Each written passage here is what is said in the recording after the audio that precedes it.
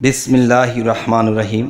হে জগতবাসী, আজ আমি শামীম আলী চিশতি আপনাদের সামনে যে আলোচনাটি নিয়ে আসলাম, সেই আলোচনাটি হলো যে আমাদের মধ্যে বলা হয় নবী, আমরা নবী হিসেবে জানি, কিন্তু হিন্দু সম্প্রদায় একটা কথা বলে থাকে অবতার। যেমন রাম, কৃষ্ণ, গৌরাঙ্গ এরকম যে অবতীর্ণ হয়েছে অবতাররা, তাহলে অবতার আর নবী কি একই বিষয়, নাকি এখান থেকে কিছু ব্যতিক্রম আছে? নবী এবং অবতার এর মধ্যে পার্থক্য কি, নাকি একই বিষয়? আজকে এই বিষয়ে আলোচনা হবে ইনশাআল্লাহ। কথাটি হলো, দেখুন যে আমাদের মধ্যে একটা কথা বলা হয়ে থাকে, নবী অবতীর্ণ হয়েছে, আল্লাহর তরফ হইতে নবী অবতীর্ণ হয়েছে। আচ্ছা, অবতীর্ণ হয়েছে আমরা কিন্তু অবতার বলি না।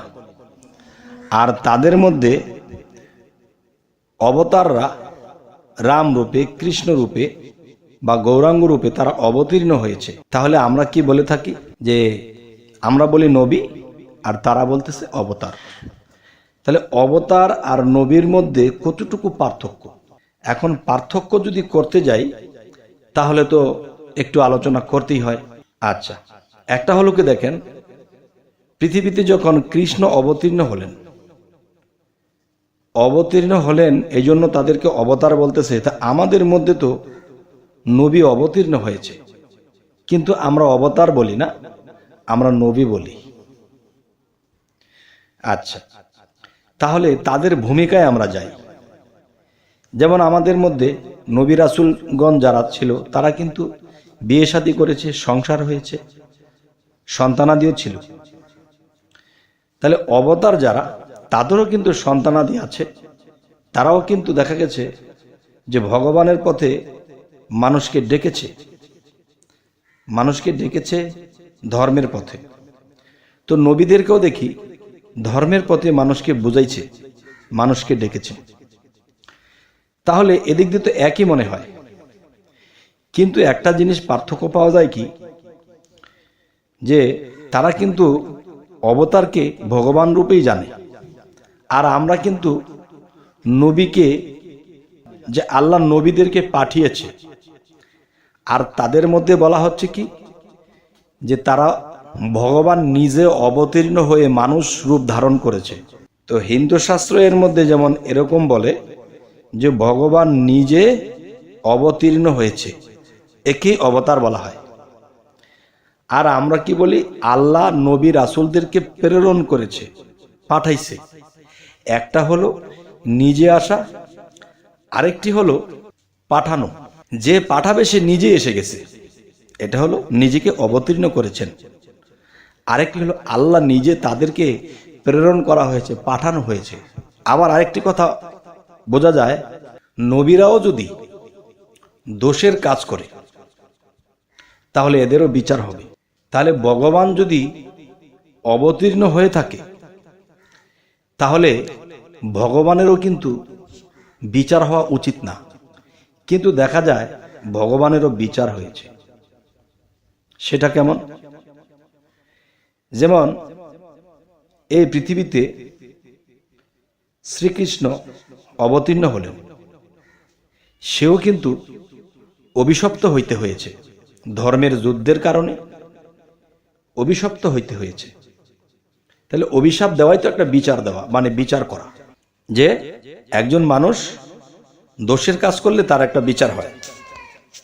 তাহলে বেশি একটা পার্থক্য দেখা যায় না, খালি একটা পার্থক্য দেখা যায় কি, সেটি হলো কি, যে আল্লাহ বলতেছে আমি নবী রাসূলদেরকে প্রেরণ করেছি, আর অবতারদের মধ্যে বলা হইতেছে যে ভগবান নিজে অবতীর্ণ হয়েছে। তাহলে অন্য অন্য দিক দিয়ে মিলে, কিন্তু এদিক দিয়ে মিলে না।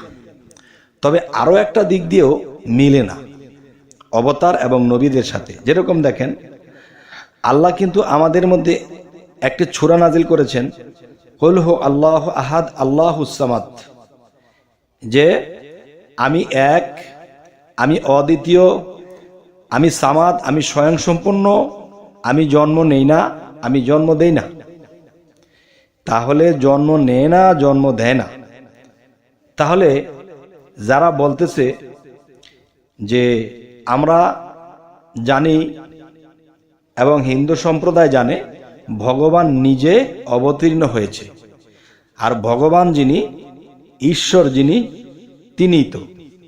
তবে ঈশ্বর কিন্তু জন্ম নেন না, জন্ম দেন না। কিন্তু আমরা যদি স্বচক্ষে দেখতে যাই তাহলে শ্রীকৃষ্ণ মায়ের গর্ভে জন্মের মাধ্যমে পৃথিবীতে এসেছে এবং তার মৃত্যু হয়েছে, দেহের মৃত্যু হয়েছে। তাহলে তাদের মধ্যেও কিন্তু একটা কথা আছে, এক ঈশ্বর দ্বিতীয় নাস্তি, এক মেবাদি দ্বিতীয়াং ওং বিষ্ণু নারায়ণাং। অর্থাৎ এক ঈশ্বর ছাড়া দ্বিতীয় কোনো ঈশ্বর নাই, ঈশ্বরের সর্বীশ্বর ভগবান শ্রীকৃষ্ণ। যে এক ঈশ্বর সেখানেও বলা হচ্ছে। তাহলে শ্রীকৃষ্ণ যদি ভগবান হয়ে থাকে তাহলে ভগবান তো কখনো জন্ম নেন না এবং জন্ম দেন না। তো 16,800 স্ত্রীর কথা যদি আমরা তুলে ধরি, তিনি বিবাহ করেছেন, তিনি জন্ম দিয়েছেন, যেমন তার সন্তানাদি ছিল এবং তিনি জন্ম নিয়েছেন। তাহলে ঈশ্বর আর আল্লাহ, তাহলে এখান দিয়ে মিল পড়ে না। আচ্ছা, হয়তো আমি বুঝি না, এই জন্য হয়তো মিলাইতে পারতেছি না। তবে হে হিন্দু সম্প্রদায়, আপনারা কিন্তু রাগ করবেন না। এই কথাটা শুধু আপনার জন্য নয়, যারা শুনবে তারা বিশ্লেষণ করবে যে তিনি দেহ ধারণ করেছে। এই আপনারা একটা কথা আমাকে বলতে পারেন, আমি কিন্তু এই আলোচনা নিয়ে অনেক সাধু পুরুষের সাথেও আলোচনা করেছি। তারা একটা কথা বলে থাকে, তিনি তো জন্ম নেননি, তিনি দেহ ধারণ করেছে। তাহলে কৃষ্ণের যে আত্মা আছে, আপনি একজন মানুষ, আপনারও আত্মা আছে, তাহলে সে আত্মাটা কিন্তু নিরাকারে ছিল। তখন কিন্তু দেহ নামের যে পোশাকটা যখন আত্মাটা পরল, তখন কিন্তু পোশাকটাই তার দেহের আত্মার যে পোশাকটাই হলো দেহটা। আর দেহটা যখন নিয়েছে তখনই তার জন্ম নিতে হয়েছে। তাহলে শ্রীকৃষ্ণ যিনি, তিনি কিন্তু আত্মরূপেই ছিলেন, তখন তিনি দেহ ধারণ করলেন। তো আপনিও তো দেহ ধারণ করেছেন, আপনি আত্মরূপে ছিলেন না? আপনি মায়ের ঘরে জন্ম নিয়ে আপনি পোশাকের মতো করে একটা দেহের ভিতরে ঢুকেছেন এই আত্মাটি, তখনই হাত পা নাড়াচাড়া করে শরীর চলছে। তাহলে আমিও তো দেহ ধারণ করেছি, আমিও তো আত্মরূপে ছিলাম। আচ্ছা, রাগ করবেন না, আমি বোঝার জন্য বলছি। যাদের মধ্যে এই প্যাচগুলো খেলতেছে আমি তাদের জন্য বলছি। তবে হে হিন্দু সম্প্রদায়, আপনাদের কাছে এই কথাগুলো রাখলাম।